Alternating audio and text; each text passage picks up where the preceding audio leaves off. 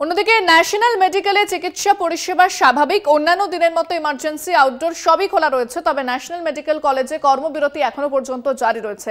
নির্যাতিতা বিচার না পাওয়া পর্যন্ত কর্মবিরতি চলবে জানিয়েছে ন্যাশনাল মেডিকেল কলেজের জুনিয়র চিকিৎসকেরা। সুপ্রিম কোর্টের নির্দেশের পরও তারা কাজে ফিরতে নারাজ।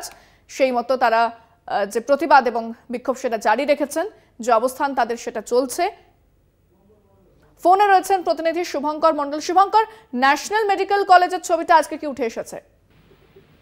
দেখো, ন্যাশনাল মেডিকেল কলেজে বিগত বেশ কয়েকদিন ধরে যেরকম ভাবে আন্দোলন অবস্থান চলছিল সেই অবস্থান জারি রয়েছে এবং জুনিয়র ডাক্তার বিশেষ করে তারা যেরকম অবস্থান করছিলেন মূলত আরজি করার ঘটনার প্রতিবাদে এবং নির্যাতিতার জন্য বিচার চেয়ে দোষীদের দৃষ্টান্তমূলক শাস্তি চেয়ে সেইভাবেই তাদের অবস্থান চলছে। যদিও ইতিমধ্যে আমরা জানি যে সুপ্রিম কোর্ট বা শীর্ষ আদালতে দুবার আরজিকর মামলার শুনানি হয়েছে এবং দুটি ক্ষেত্রে আমরা দেখেছি যে সুপ্রিম কোর্টের প্রধান বিচারপতি একাধিক যে সিদ্ধান্ত সুপ্রিম কোর্টের তরফ থেকে গ্রহণ করা হয়েছে তারপর তিনি নিজে আবেদন জানিয়েছেন বা তার বেঞ্চ আবেদন জানিয়েছে যে অবিলম্বে যেন চিকিৎসকরা কাজে ফেরেন, সেবা থেকে বড় ধর্ম কিছু হয় না এবং তাদের নিরাপত্তাও যথেষ্ট দেওয়া হবে, তারা যেন কাজে ফেরে, রোগী পরিষেবা যেন ফেরে। কিন্তু যারা চিকিৎসক বিশেষ করে জুনিয়র চিকিৎসক বা ডাক্তাররা তারা জানাচ্ছেন যে নিরাপত্তার দিকটি এখনো পর্যন্ত সুনিশ্চিত হয়নি, মাঝে মধ্যে সমস্যা দেখা দিচ্ছে এবং আরজি করের ঘটনা চোখে আঙ্গুল দিয়ে দেখিয়ে দিচ্ছে কিভাবে নিরাপত্তাহীনতা এত বড় একটা ঘটনা ঘটতে পারে এবং সেইখানে দাঁড়িয়ে স্বাভাবিকভাবে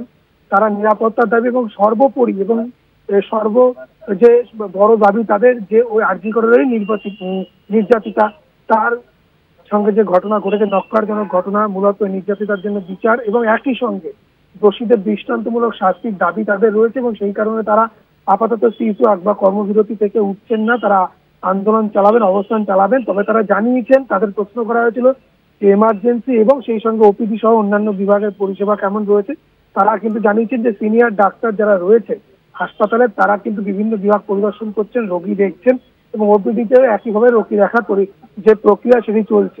এবং আমরা বেশ কয়েকজন রোগী এবং রোগীর বাড়ির লোকের সঙ্গে কথা বলেছি, তারা জানিয়েছেন যে আগে এই আন্দোলন বা এই অবস্থান বা এই ঘটনার আগে যেভাবে পরিষেবা চলতো তার থেকে গতি কিছুটা স্লথ হয়েছে, কিন্তু পরিষেবা তারা পাচ্ছেন।